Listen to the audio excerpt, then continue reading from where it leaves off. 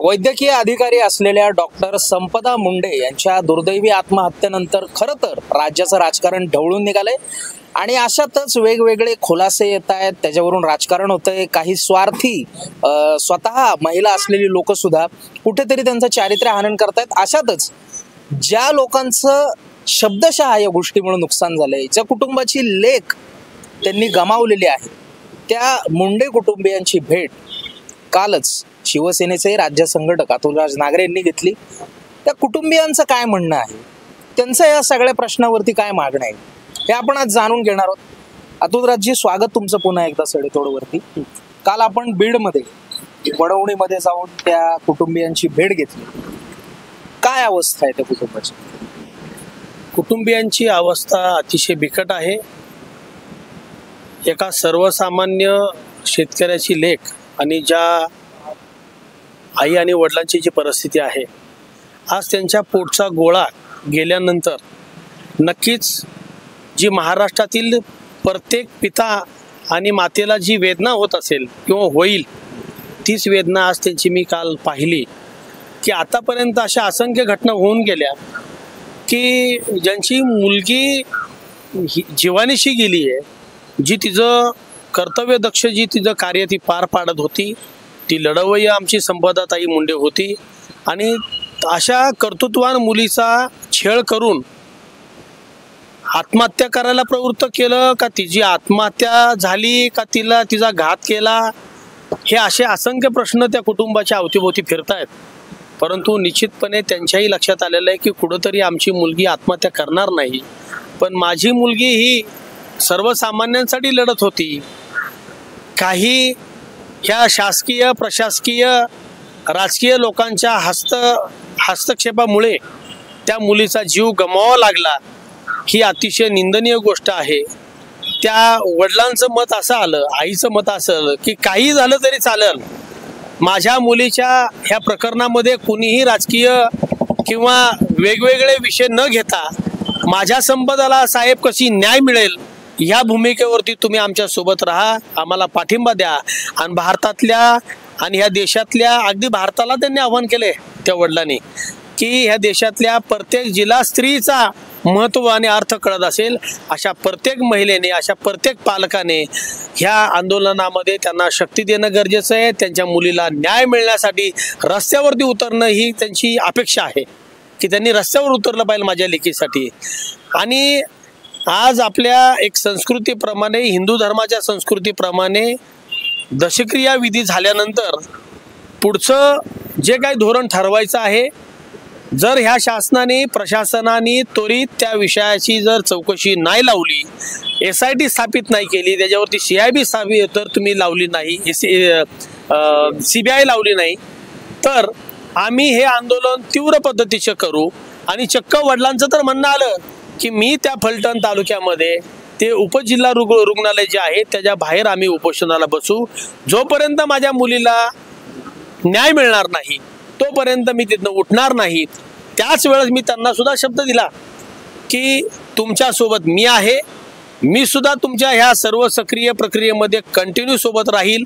तुमच्यासाठी उपोषणच काय, मी स्वतःचा माझा प्राण गेला तरी बेहतर, परंतु आता माघारी नाही, कारण माझ्या महाराष्ट्रातली माता भगिनी ही आमची आई आहे, ती आमची बहीण आहे, ती आमची मुलगी आहे। आणि आज एक संपदा मुंडेला जर आपण न्याय देऊ शकलो नाही, आतापर्यंत अशा अनेक संपदा मुंड्यांचा घात झालेला आहे।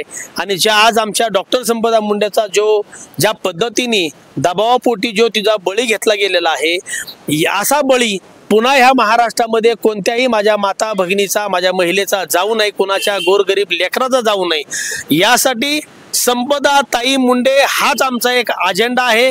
आणि त्यांना जोपर्यंत न्याय मिळत नाही, संबंधित त्या अधिकाऱ्यासह राजकीय जो कोण हस्तांतर करत असेल अशा सर्व लोकांना जोपर्यंत शिक्षा होणार नाही तोपर्यंत त्यांना आम्ही सोडणार नाही, तोपर्यंत हे आमचं आंदोलन चालू राहील। शासनाने प्रशासनाने आताही तात्काळ जागं झालं पाहिजे। अशा लबाड लोकांना तुम्ही पाठीशी ठेवू नका, ह्या खुन्यांना पाठीशी तुम्ही घालू नका। सर्वसामान्याच्या लेकीला तुम्ही, तुमच्या लाडक्या बहिणीला, शासनाला माझं सांगणं आहे की तुम्ही न्याय द्या आणि अनेक संपदा मुंडे होण्यापासून माझ्या मुलींना, आमच्या महिलांना वाचवा, हीच माझी कळकळीची विनंती आहे। एक अतिशय मूलभूत प्रश्न. आमच्या माहितीप्रमाणे संपदा मुंडे ही तिच्या घरातली एकमेव कमावती व्यक्ती होती, कमावणारी एकटी. आणि काल जेव्हा परवा माझ्या मते हर्षवर्धन सकपाळ जेव्हा गेले तेव्हा त्यांनी तिचं जे शैक्षणिक कर्ज होतं ते निस्तरण्याची जबाबदारी घेतली. मात्र आता इथून पुढे त्या कुटुंबाचा जो आर्थिक आधार होता, मला वाटतं तिचा भाऊ पण शिकतोय, तरुण आहे, अजून त्याला नोकरी नाही. तर अशा स्थितीमध्ये त्यांच्या 2 वेळच्या पोटाचा, त्यांच्या भुकेचा, त्याच्यासाठी काही पाठपुरावा आपण आपल्या आणि शिवसेनेच्या पातळीवर करणार आहात का? 100% पाठपुरावा करणार आहोत. मी स्वतः शिवसेनेचा राज्य संघटक म्हणून त्या कुटुंबियांच्या सदैव पाठीशी राहून, मग त्यांची आर्थिक अडचण असेल, त्यांची अनेक काही विषय असतील, यासाठी आम्ही शिवसेना म्हणून ठामपणे त्यांच्या पाठीशी उभे राहूच. परंतु शासनाने सुद्धा त्यांच्या घरामध्ये एक कर्तृत्ववान मुलगी फक्त एक होती, ती आज ह्या जगात राहिलेली नाहीये. परंतु त्या वडिलांच्या आणि त्या आईसाठी शासनाने सुद्धा कुठंतरी काहीतरी तरतूद त्यांची करणं गरजेचं आहे. त्याचबरोबर त्यांच्या घरातही काही मुलं शिकलेली आहेत, एक बहीण शिकतीये. मला वाटतं मुलगा त्यांचा एक आहे, तो शेती करतोय वडिलांसोबत. त्यांनी काल मला सांगितलं की माझा एक मुलगा माझ्या सोबत आहे. त्यांच्या घरामध्ये खरी काम करून ह्या कुटुंबियांचं पालनपोषण करण्यासाठी जी आई वडिलांची जबाबदारी ज्या मुलीने उचलली होती, ज्या कुटुंबियाची जबाबदारी घेतली होती, त्या कुटुंबियाला आज ती मुलगी नसल्यामुळे फार मोठा त्यांच्यावरती हे संकट आलेलं आहे, फार मोठा आघात झालेला आहे. शासनाने त्याच्यावरती विचार करावं. त्यांच्या कुटुंबियातील जे कोणी चांगले वेल एज्युकेटेड असतील त्यांना सुद्धा तुम्ही प्रशासकीय नोकरीमध्ये घेऊन त्यांच्या कुटुंबियांचं कसं संरक्षण करता येईल यावरती सरकारने विचार करायची गरज आहे. प्रशासकीय पातळीवरती आता एकूणच त्यांचा तपास चालू आहे, यंत्रणा आपापल्या पद्धतीनं काम करतात. मात्र ॲटॉप्सी रिपोर्ट बद्दल आपल्याशी त्यांची काही चर्चा झाली असं आपण मगाशी म्हणाला. काय त्यांचं म्हणणं होतं ॲटॉप्सी रिपोर्ट बद्दल आणि काय त्यांचा संशय एकूणच यंत्रणेवरती, त्याबद्दल थोडक्यात आपण बोलू. मुळामध्ये गृह खात्यावरती फार मोठा संशय हा फक्त माझाच असावा असं काही नाहीये. तर त्या मुलीच्या आईवडिलाचा डॉक्टर असलेला एक भाऊ आहे त्यांचा, प्रमोद मुंडे, यांनी सांगितलं की साहेब मी एक डॉक्टर आहे म्हणे. मी डॉक्टर आहे तर मला एक माहिती आहे की ज्या वेळेस पोस्टमॉर्टम होतं तर त्याचे रिपोर्ट एक पोलीस स्टेशनकडे असतो, एक रिपोर्ट हा हॉस्पिटलकडे असतो आणि एक रिपोर्ट हा त्याच्या नातेवाईकांना द्यायला लागतो, बरोबर ना. परंतु त्याचा ॲटॉप्सी रिपोर्ट त्यांचा का दिला जात नाहीये हा एक सगळ्यात मोठा गंभीर प्रश्न आहे. नक्की प्रशासन आणि शासन तो रिपोर्ट का दाबून ठेवत आहे? आणि त्यांचं असं म्हणणं येतं त्या कुटुंबियांना की जोपर्यंत आम्ही चार्जशीट दाखल करत नाही तोपर्यंत तुम्हाला आम्ही ॲटॉप्सी रिपोर्ट देऊ शकत नाही.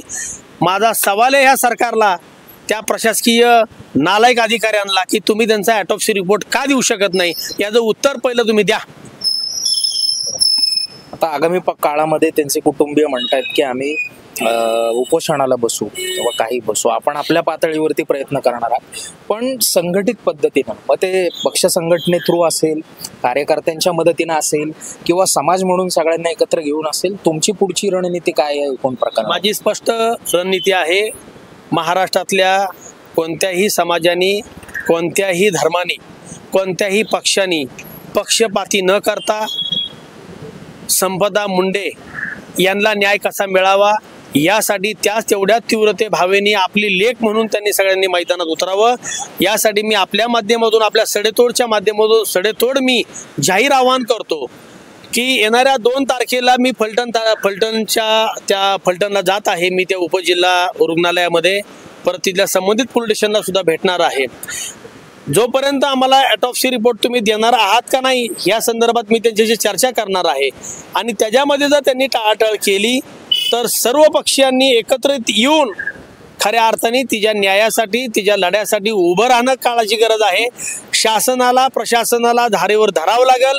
लोकशाहीच्या मार्गानं, संविधानिक मार्गानं आपल्याला कायदेशीर बाजू लढून एक मोठं अशी जबरदस्त आंदोलन या महाराष्ट्रात उभं करावं लागेल. आपल्यासोबत शिवसेनेचे राज्य संघटक अतुलराज नागरे होते. संतोष देशमुखांचं प्रकरण असेल, सोमनाथ सूर्यवंशीचा असेल, महादेव मुंडे असेल किंवा त्या एकूणच ह्याच्यामध्ये आपण बघतोय आपलं देखील याच्यामध्ये काहीतरी म्हणणं आहे. या पोलीस रिपोर्टमध्ये आता आपण सगळे कागद घेऊन फिरताय, तुम्ही ती चार्जशीट वाचल्यावरती काय जाणवतंय त्या सगळ्यांमध्ये? सगळ्यांमध्ये मला एकच गोष्ट जाणवतीये प्रामुख्याने, की ह्यांनी जो काय ॲटॉप्सी रिपोर्ट त्यांचा जो दाबून ठेवलेला आहे तो त्यांनी पहिलं पब्लिकला आता प्रसिद्ध करावं. कारण हा विषय आता एका मुंडे कुटुंबियांचा राहिला नसून हा महाराष्ट्राच्या जिव्हाळ्याचा विषय राहिलेला आहे. स्त्री संरक्षणाचा हा विषय आहे. त्याचबरोबर मला आपल्याला एक आवर्जून सांगायचं आहे की संपदा मुंडे हा विषय एक खून आहे आणि त्याच विषयावरती सुद्धा मग ते सामाजिक कार्य करत असेल, राजकीय कार्य करत असतील आणि लोकांना न्याय देण्याच्या भावनेने जे कोणी आज या महाराष्ट्रात कार्य करत असेल त्या सर्वांना सुद्धा माझी एक आग्रहाची विनंती आहे की आपण संपदा मुंडे यांचं जे प्रकरण आहे त्याला धरूनच, त्याला सोडून आपण इतर काही गोष्टी त्याच्यामध्ये घुसवण्याचा कुणी कृपया करून प्रयत्न करू नये. ही एक त्यांच्या कुटुंबियांची प्रामाणिकपणे भावना आहे की त्या मुलीला न्याय मिळावा, त्यासाठी आपण कुणीही राजकीय पोळ्या भाजण्याचं पाप या ठिकाणी करू नये आणि महिला संरक्षणासाठी, स्त्री संरक्षणासाठी जास्तीत जास्त आपण संपदा मुंडे यांच्याच खुनाचा आणि त्यांच्याच त्या आत्मघाती जो त्यांच्यावरती हल्ला करून त्यांना जो संपवण्यात आलेला आहे याचा जोपर्यंत शोध लागत नाही तोपर्यंत आपण ह्या प्रकरणामध्ये वेगवेगळे विषय आणून ह्या प्रकरणाला तुम्ही विचलित करण्याचं कुणी पाप करू नका. ही एक माझी आग्रहाची विनंती म्हणून मी मग ते सामाजिक असो, राजकीय क्षेत्रातली काम करणारे असो, अशा प्रत्येकाला मी ह्या लोकशाहीतील 4थ्या आधारस्तंभालाही मी जाहीरपणे सांगतो की आपण या मुद्द्याला संपदा मुंडे ही आपली लेक म्हणून तिच्यावरती झालेला अन्याय आहे, एका स्त्रीला न्याय द्यायचा आहे ह्याच भूमिकेवरती फक्त आणि तिचे जे आरोपी कोण आहेत त्या संबंधित आरोपींना तात्काळ अटक करून त्यांची चौकशी झाली पाहिजे आणि त्यांना फाशी सुद्धा झाली पाहिजे याच्यावरती फक्त प्रत्येकाने बोलावं. ही एक माझी प्रामाणिकपणे भूमिका आहे. अपेक्षा आता जी अतुलराज नागरेंनी बोलून दाखवली, खरं तर महाराष्ट्रातल्या फक्त नागरिकांचीच नाही तर महाराष्ट्रातल्या प्रत्येक घटकाची, मध्ये पीडितेचं कुटुंब असो, सामाजिक कार्यकर्ते असो किंवा कुठलाही सर्वसामान्य नागरिक असो, प्रत्येकाचीच अपेक्षा असते की इतक्या दुर्दैवी प्रकरणामध्ये इतक्या वाईट पद्धतीनं कोणाला मृत्यू आला असेल किंवा कोणाचं निधन झालं असेल तर त्यामध्ये मरणाचं कोणाचं राजकारण होऊ नये. मात्र आपण 2014 नंतर बघतोय महाराष्ट्रामध्ये नुसत्या मरणाचं नाही प्रत्येक गोष्टीचं राजकारण होत आहे. अर्थात त्यांनी त्यांची अपेक्षा व्यक्त केली, मुंडे कुटुंबियांनी त्यांची अपेक्षा व्यक्त केली. आता गेंड्याच्या कातडीचं सरकार या गोष्टीवरती आणि अर्थात त्यांचे हस्तक असतील किंवा जे कुठले घटक यामध्ये इन्व्हॉल्व आहेत ते या मृत्यूचा पाठपुरवठा करणार आहेत की राजकारण करणार आहेत हे येत्या दिवसात दिसेल. मात्र आवाहन मात्र तेच असेल की ज्याचं नुकसान व्हायचंय ते झालंय, ज्यांची लेक जायची ती गेली आहे, ज्याची कूस आहे ती उद्ध्वस्त झालेली आहे, याच्यावरती आता पाठपुरवठा करायचा की राजकारण करायचं ज्याचा त्याचा सवाल आहे. आपण या प्रकरणाचा पाठपुरवठा करणार आहोत. आपण सत्ताधाऱ्यांना, विरोधकांना आणि या प्रकरणामध्ये जे कोणी इन्व्हॉल्व असतील त्यांना आपण आपल्या पद्धतीनं सडेतोड प्रश्न आणि जाब विचारणार आहोत. बाकी या सगळ्या प्रकरणावर तुम्हाला काय वाटतं आम्हाला आमच्या कमेंट सेक्शनमध्ये आवर्जून सांगा. पाहत रहा सडेतोड. धन्यवाद.